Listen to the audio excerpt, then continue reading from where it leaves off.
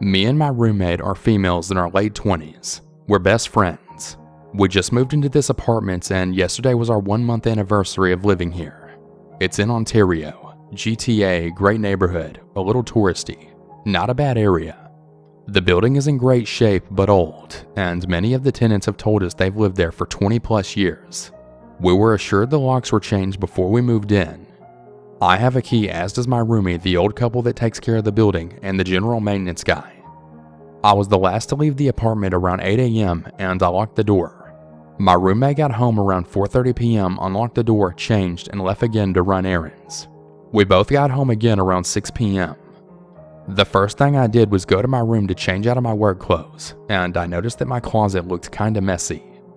I had a small box of knickknacks that looked like it had fallen into the floor of my closet. However, the box was then put back up, and some of my dirty clothes from my basket were inside. It looked like someone had rummaged through my dirty laundry and tossed clothes out of their way, which probably caused the box of full stuff to fall in the first place. On top of that, brand new clothes I had just purchased were still hung up, but hanging inside the box, like someone was quickly sliding clothes on the clothing bar and it flipped some into the box. Because I'm very neat and tidy, I knew right away that this wasn't right. I didn't do this. Did my roommate do this? No. Why would she do this? She wouldn't do this. If she needed something, she'd ask. Did I do this? Maybe I threw my pants in my closet and it landed in the box. Maybe I did leave this stuff on the floor. Oh well. Weird. But anyways. Essentially my inner dialogue. Cut to about 9:45 p.m. I'm in my room and all of a sudden I hear my roommate call my name loudly and in a tone of voice I've never heard before. I go to her room and then she said, "I found the gift you left me." I say I don't understand. The present in my pillow. I look at her from the hall and I say I have no idea what she's talking about. I go into her room and on her bed is a dildo. It's mine. I grab it and say, "That's mine. Why is it in here?" She then said, "It was in my pillow. You didn't put it there?" I tell her that it was mixed in with my laundry basket. That's where I leave it to remind myself to wash it within a day or so. Now the wheels are turning and things are coming together. Someone must have let themselves into our apartment with a key, went into my room, looked through my dirty laundry, found the sex toy mixed in there, and put it inside her pillowcase so she'd find it when she went to bed. After being in shock for a few minutes, the reality sunk in and I started to cry. Someone had access to our apartment for at least the last month. We decided to talk to the building managers, and while they seemed to want to comfort me because I was an emotional mess, the husband mostly played it down, saying it was probably a joke. And did we give a copy of the key to anyone? I think it was part of the culture/age that made them downplay it. We did call the cops and they came within an hour or so. They all took our info and we told them the full story and they had a look around. Honestly, they can't really do much and I figured that. At least we have a paper trail. I definitely mentioned the handyman guy as the one they should talk to. They're going to follow up with some residents and the building staff. I also watched the property manager and the handyman change my locks this AM. If anything seems out of place, then it's very clear it's either the staff or someone who has access to their apartment/keys. We're going to be getting a camera that we can attach somewhat discreetly, and hopefully it never catches anyone that shouldn't be in our apartment.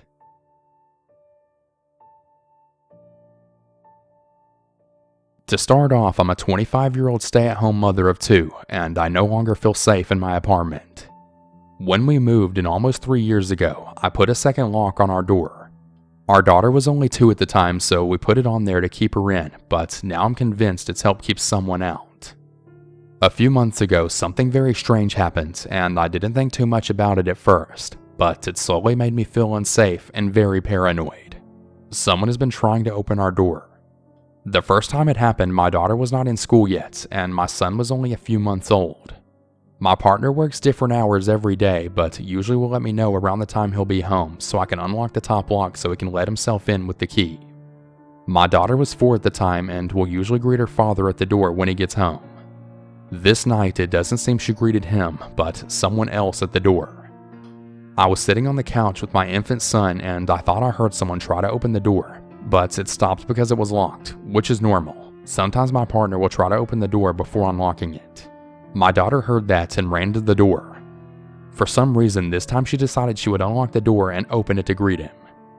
I hear her open the door and then shut the door. I was about to scold her for opening the door by herself when she came in and told me it wasn't Dad. I was very thrown off by this. She said it in a sweet, innocent voice like it's just another thing, but I got kind of freaked out and I went and locked both locks to the door and I asked her if it was the neighbors. She told me no, that it was a guy. She didn't really understand why I was asking these questions. I told my partner about it and we told her the importance of never opening the door by herself ever again, and now I keep that top locked. I kinda put it out of my mind and wrote it off as a weird accident. A few weeks later, I felt like I had heard that ever familiar sound of the door trying to open but being locked again, but just trying not to have it get to me. One night around 12:30 a.m., the kids were in bed and my partner and I were watching some late night TV. We heard someone again try to open the door, but this time they rang the doorbell and lightly knocked. My partner looked out the peephole and saw 3 men. I told him to absolutely not answer it, and he said they left. I went to the window and looked outside, but I never saw anyone leave, which made me believe that they may have been sitting in the stairwell waiting for us to answer the door. I felt like calling the police, but I wasn't completely sure about telling them. Someone rang the bell and tried to open the door. I really didn't think that's something they would even care about, so I didn't. I started to become a bit more paranoid, and honestly, I felt a bit targeted. I'm sure that sounds silly, but we've lived here for 3 years and only in the past few months has this been happening. Well, it's still not over. The scariest time is coming up. So about 2 to 3 weeks ago, my partner had another late night. This time it was almost 3 a.m. and we heard a sound. Now, our daughter is now 5, but sometimes she'll have nightmares and she'll come to us. When she does this, she usually will jump off her loft bed and run to her door. That night we heard the sound of what we thought was my daughter waking up and running to her door, so my partner opened her door to see what was going on. He then looked at me strangely, and right when that happened, there was a giant thud at our door, and then another running sound. We realized then that it was someone running on the stairs outside. My partner looked through the peephole and I looked outside, but neither one of us saw anyone. That night I took my kids into our room, locked the bedroom door, and pushed something heavy in front of the door, and after having a panic attack where I thought I might actually need medical attention, I silently cried myself to sleep. We got a hold of the landlord the next morning, and were told that she would try to get someone to patrol the area. Since then, I don't open the door for anyone other than people I know, and nothing else has really happened until today, which is why I'm posting this right now.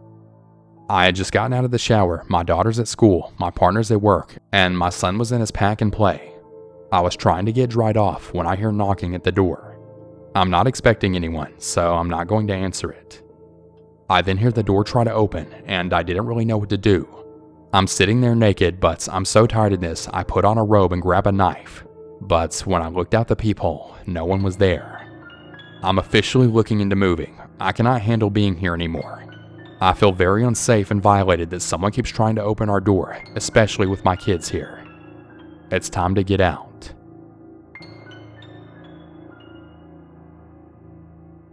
This happened a week ago and I just decided to share it. To start this story, I need to mention that my parents are separated and live within walking distance of one another. Now that that's out of the way, let's begin. I was going to my dad's house to get a spare Xbox controller, as I had a friend over and only had one at my mom's house. I told my friend that I'd be back in 5 minutes and set off into the night. I assumed my dad would be home as it was 6:30 and he usually gets off work around 5. I rang the doorbell. No answer. I wait about a minute. Still nothing. I decided to go around back and go in through the back door. As I go into the alleyway, I feel off. I got that feeling like nothing good would come at the end of it. My paranoia got the best of me and I went back to my mom's house. After my friend calling me a wuss, I grabbed a flashlight and my friend went along with me. As we approached the alley and turned into it, the light revealed nothing. My friend hit me lightly and called me a wimp. We went inside and I immediately wanted to leave. A quick glance at my friend revealed he felt the same. We went to the living room and got the controller. The staircase to my room is in the living room. I had turned the flashlight off, but I felt an overwhelming compulsion to shine it in the staircase. When I did that, it revealed a man appearing to be in his 20s with piss yellow teeth smiling at us. He was, I assume, 5 steps up the stairs. I wanted to cry, I was so scared. I wanted to run, but I was frozen in fear. My friend, bless this moron's heart, shouted, "What the heck are you doing here?"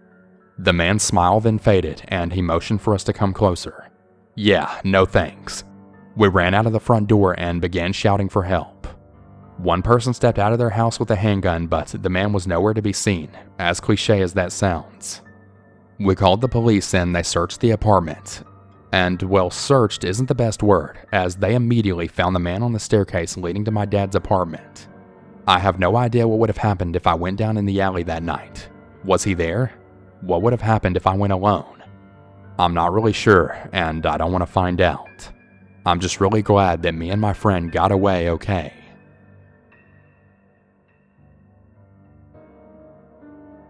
I'm a 22-year-old female, but this happened when I was 13. I'll start off with some necessary background information. When I was 13, my aunt lived in a huge apartment complex with 150 plus units within the same city as my mom and dad. I would visit her all the time just to spend time with her. Her complex had a great park and a swimming pool. I was also very close to some of the neighborhood kids that were around my age. This was during the summer of 2007. I was going to 7th grade that year, and this was the summer I stayed with my aunt to get out of my house. My aunt's apartment was on the bottom floor on the very back corner of her building. The buildings in this complex were surrounding the park and pool I frequented to create a sealed-off community with 2 exits to the main road. The buildings were 3 stories high with 6 apartments on each level, all connecting to an outside corridor which connected to the stairs. Now that that's cleared up, here's what happened. It was a particularly sunny day at the complex, so I decided I was going to go outside and see if any of my friends were outside so I could hang out with them, instead of wasting the day away inside. I changed into shorts and a t-shirt and headed out my aunt's apartment. I made my way down the corridor, came from underneath the stairs, and began walking into the park. I only made it about halfway when I then hear, "Hey you!" loudly from a corridor 3 stories up. I look up and see a face but can't really make it out. I could tell it was male, but his voice sounded like a kid's voice, and he looked like a kid from where I was. I then pointed to myself and shouted back, "Who, me?" He said, "Yeah, you. Can you come up here for a minute?"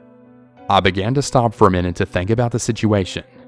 My 13-year-old mind just chopped it up that he was one of the neighborhood kids wanting to talk or something.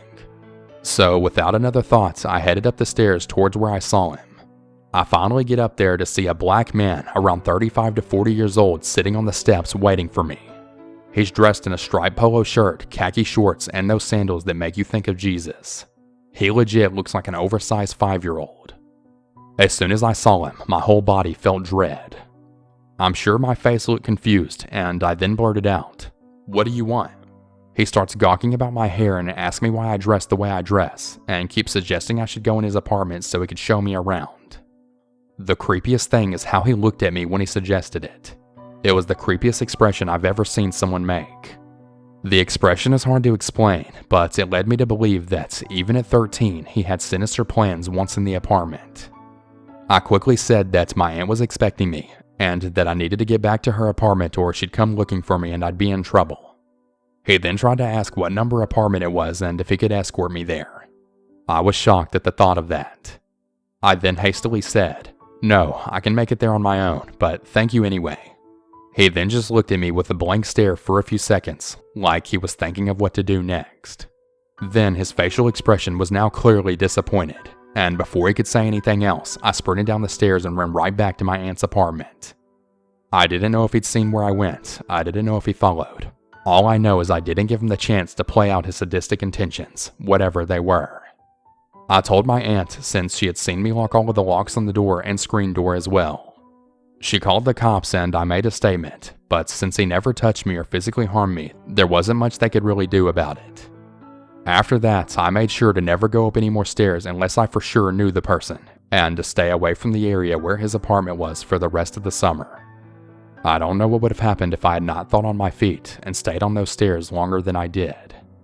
I'm really glad that I was a smart enough kid and trust my intuition. Who knows what would have happened if I didn't.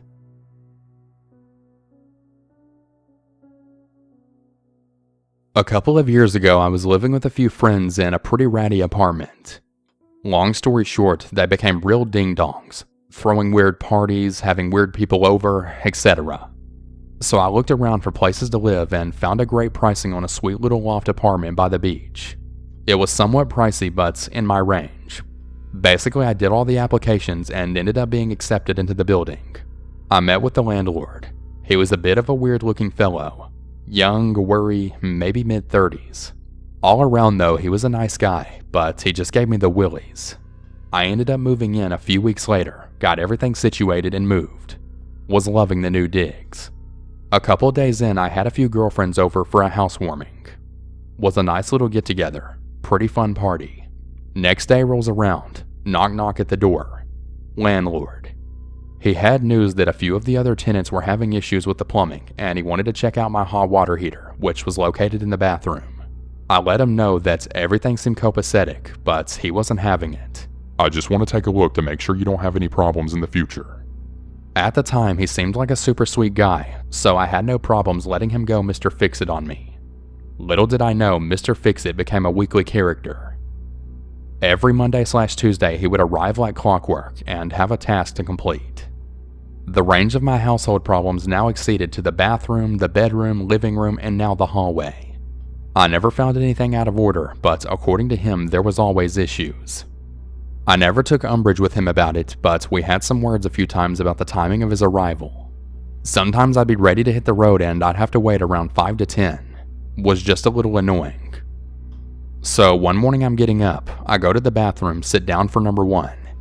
It's still somewhat dark in the bathroom and I notice the sink mirror across from me. There's a very, very teeny tiny red light at the top right hand corner.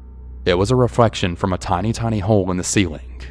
After finishing up, I got up, turned on the light, and checked it out. After a little bit of fiddling, I pulled out a pencil-thin snake camera out of the wall, attached to a battery pack in the back. The level of creepiness was on a whole nother level.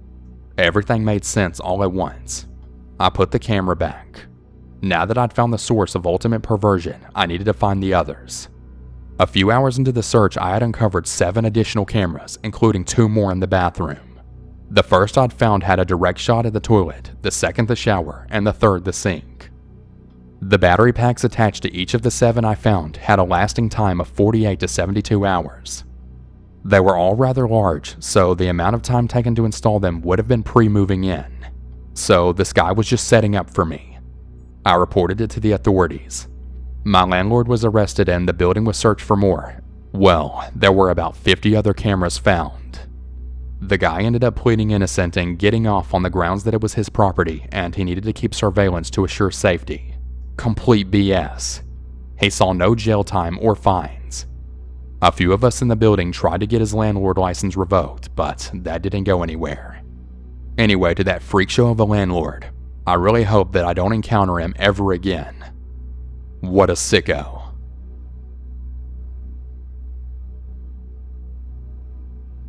This just happened 2 days ago on a Tuesday night, August 19th, 2014. It wasn't traumatizing and it might not be a story I'll remember to my grave, but it's still fresh enough in my mind for me to remain creeped out 2 days later, which isn't normal for me since I myself am slightly creepy and I try to take it as much as I dish it. So I live in an apartment building and my apartment is the only one at the end of a hallway that houses a light that either turns on at night or doesn't, illuminating the hallway into normalcy or forgetting it in an anxiety-inducing pathway of pitch-black darkness. On this particular night, of course, the light didn't turn on, but I didn't notice because I almost never do anyway and wasn't expecting company to come by. It's just my roommate and I, and it's around 1 a.m. and we're catching up on the latest episode of American Ninja Warrior that we had missed on Monday. Cue ominous, oddly gentle knock on the door. We have a large window right next to the door that, when the hallway light is on, it always allows us to see people approaching our door before they even have a chance to knock. Since the light was off, we weren't able to see anyone approach, and since our door lacks a peephole, we weren't able to see who stood on the other side of the door at this hour. Having recently graduated from college, we lost around 95% of our local friends, meaning we really were very shocked to hear someone knocking since no one really does that anymore now that they've all moved away. I'll be honest, we had been smoking a little of the ganja. We get way more into American Ninja Warrior when we do it, and it makes an all-around better viewing experience. So I'll admit that paranoia definitely didn't assist us on this particular night. At the knock, we look at each other, and having just ate dinner, we both knew neither one of us had ordered food. I go to the door and call out, "Who is it?" After a brief pause, a man whose voice I didn't recognize then calls out, "Your friends in apartment 39 sent me." No hello, no sign of a smile in his tone, just that one sentence and nothing else. We started to get slight panic, very, very slight. We had just moved into this apartment a couple of months ago for a summer sublease while we can look for more concrete living. We're only here another month, so have made no effort at all in meeting a single neighbor of ours, minus the guy who lives above us that we met by accident one afternoon, and we haven't seen him since. So, thinking this stranger is confused or lost, I call out, "This is apartment 7, thinking maybe the lack of light means he can't really see the number on our door. Immediately he says, "I know." And then he repeats what he says before.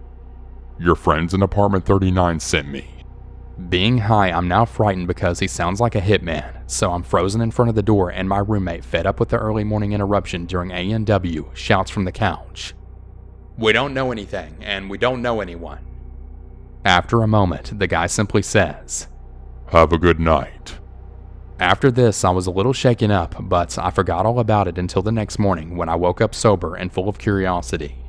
I thought the best way to get to the bottom of this is to go to the apartment 39 and ask. Also request that they don't come by at 1 a.m. anymore, even if they somehow already knew we're awake. Since it's Wednesday afternoon, I write a note to leave on their door in advance in case they're not home, and when finished, I leave my apartment and search for apartment 39. Well, there is no apartment 39. It doesn't go beyond apartment 38 in any of the 3 buildings. Also, the screen on the front window has been bent back. I'm not sure if these events are related, but it's a pretty big coincidence. To that very creepy stranger that knocked on my door at 1 a.m. and mentioning a non-existent apartment 39, I really hope to not meet you ever again.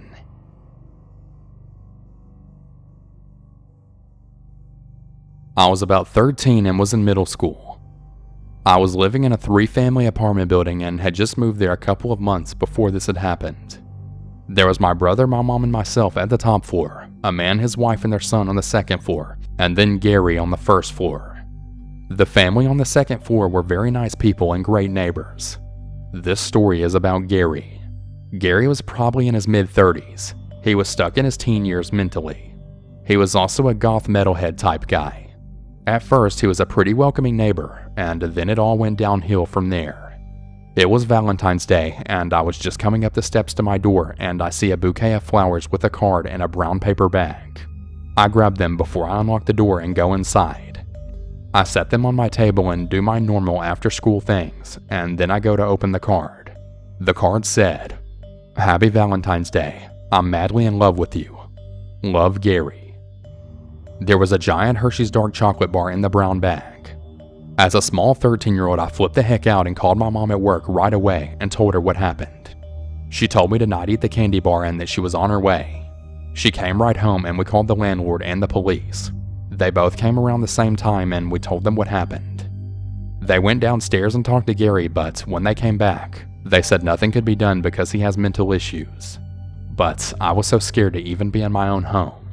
The very next week, he started to stand outside and play his guitar and sing love songs up to our windows. He did this mostly at night, and I had school in the morning. When it started to warm up, he would lay on a blanket out in the front yard with his blow-up doll that he had intentionally went out and bought an outfit for that I had worn on some occasions and then put the outfit on the blow-up doll.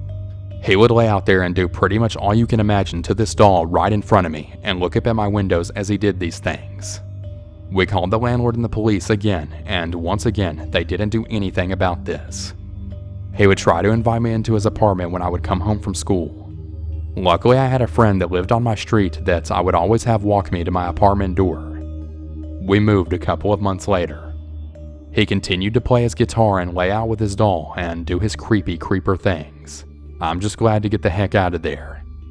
Creeper Gary, stay the heck away from me. The story doesn't involve me directly, but I was there when everything went down. This happened about a year ago. I used to spend every day at my best friend's apartment building, which was a kind of a weird setup. When you walk into the apartment from the hallway, there's this living room / kitchen area, and then you walk down a hallway where all the rooms were lined up next to each other. She lived in a big apartment building where each unit was set up similarly and shared a balcony with the apartment next door. Both units have a glass door that leads onto this balcony. Due to the layout, in order for each bedroom to have a window, there's an empty space with the width of the balcony between the two neighboring units that share it. This also means that your bedroom window directly looks into your neighbor's bedroom window from about 15 feet away. Now that that's all out of the way, the actual story. My friend and I were in the living room watching a movie on a Saturday night when one of her roommates scurried into the living room looking terrified and exclaimed, "There's a man staring at me from the window next door." She explained that all the lights in the apartment have been off all weekend, so she had assumed that all the girls next door had gone home for the weekend. She had the blinds cracked open and was laying on her bed when she saw movement from the dark room next door. She looked over and there was a pair of eyes staring at her through the dark. At first she thought she was nuts, but a minute later she saw a large dark arm press up against the glass and the eyes emerged again. The lights were already off in the living room and we were all crouched down and gathered around the glass back door to watch the windows of the apartment next door to see if anyone was inside. Sure enough, after a minute through the blinds, we saw someone moving around and flickering the lights on and off. This made us really nervous because he could easily walk out into the back porch and the only thing standing between him and us would be the glass door. We were all freaked out, but reasoned that maybe one of the girls had given her boyfriend a key card and he was the one inside. On the other hand, the apartments were super easy to break into. You swipe a card down the lock and boom, you're in. There were about 50 units in the building and a huge problem with robberies. The next day I was over again and we heard the girls come home. We went out into the back porch and knocked on their door. When we told them what happened, their faces went pale as they explained that nobody was home and nobody should have been inside the apartment. After informing the building manager of what happened, they all gathered their belongings and went somewhere else for the night. Unfortunately, the building manager didn't care or do anything about it, but a few months later, everyone moved out. Nobody knew who he was or how he got into the building in the first place, since there's a security guard sitting at a desk by the front door. So, to the creepy dude who broke into the apartment next door and stared through the window, please stay away from us. It was nearly 9 o'clock at night. We pull into the parking lot into our apartment complex. I notice a man with a backpack walking around with his bike and think nothing of it. I just thought he just got back from work and rode his bike home. It's kind of hard to describe the parking lot situation, but it's like two thin lots separated by one building. We park our space in one lot, but the stairs that lead to our unit starts in the other lot. So he sees us enter the lots and he walks to the other one. He sees us park our car and get out. As we all start walking up the stairs, we're getting a bad feeling about this guy. He walks his bike to the entrance of the stairwell and he begins watching us. I made sure to position myself between him and my wife and toddler. My wife starts unlocking our door and whispers me to get in quickly as the man is setting his bike down. We all get in and I lock both locks immediately. I hear his footsteps coming up the stairs and he knocked on our door. I usher my family away from the door so we can call for help. He tried the handle and knocked again. We called our landlord. The man fled as soon as we got a hold of our landlord. He told us he would look for him, but never found him. So the landlord called us back and suggested we file a report with the police. We did so, and they're patrolling the area right now. I figured the guy was just an opportunist who saw us as easy targets. And now that we showed him we're not as easy as he thought, he likely won't be back. Still, I'm trying to prepare the best that I can in case he does come back. But hopefully the creepy biker will stay away.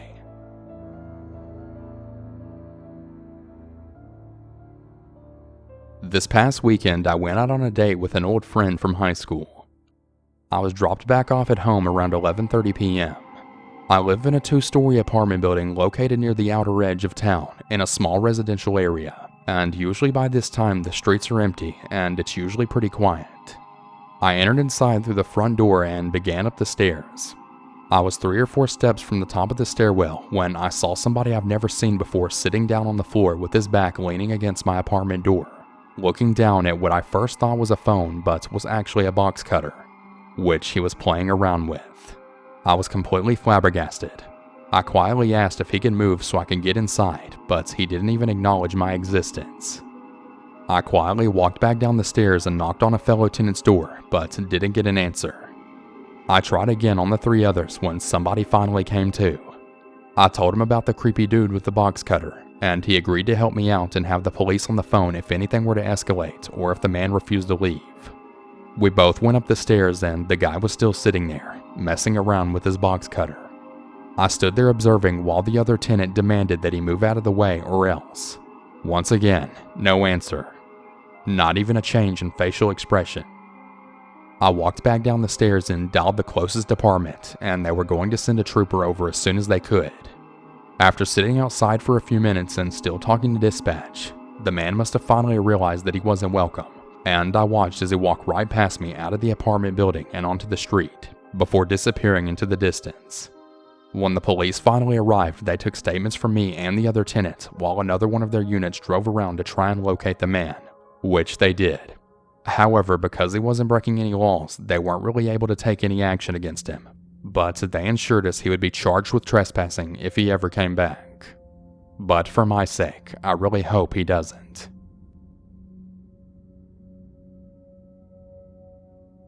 Hey everyone, I hope you enjoyed today's video. And if you have your own personal scary story, be sure to submit that to my subreddit at reddit.com/r/southerncannibal or to my email at southerncannibal@gmail.com. I'm always looking for new stories. And before we bring this video to a close, I just want to shout out all of my $5 or more patrons, as well as my $3 or more patrons featured on screen. Shout out to Babe Lincoln, Beth A, Kate E, Celeste S, Ellie S, Emily W, Heather B, Howard R, Jacqueline W, Jazzy G, Jonathan C, Lori J, Matthew B, Michael G, Random Randy, Steph L, Tammy S, and Terry H. Thank all of you so much for supporting me on Patreon. I really appreciate it more than you know. And if any of you would like to join these awesome people and also become a patron, head over to my Patreon at patreon.com/southerncannibal. Thank you everyone, and have a good one. And remember to always